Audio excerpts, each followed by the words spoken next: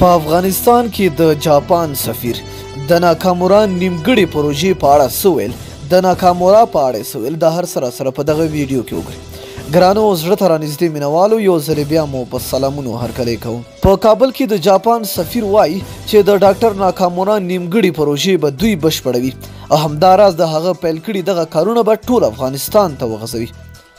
د جاپان سفیر پرون د ملي ثبات ټولنې له لورې په جوړه شوې غونډه کې ګډون وکړ او هلته یې وینا وکړه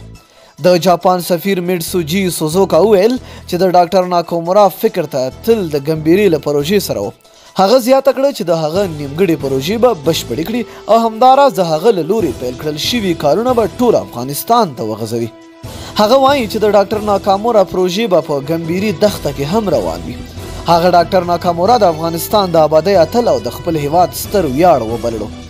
هغه د ډاکټر ناکامورا وژنه د افغانستان او جاپان د خلکو لپاره ستره ضایعه وبلله او هیله یې ښکاره کړه چې د افغانستان خلک به د ډاکټر ناکامورا د آبادۍ ارمانونو ته تحقق ور وبخي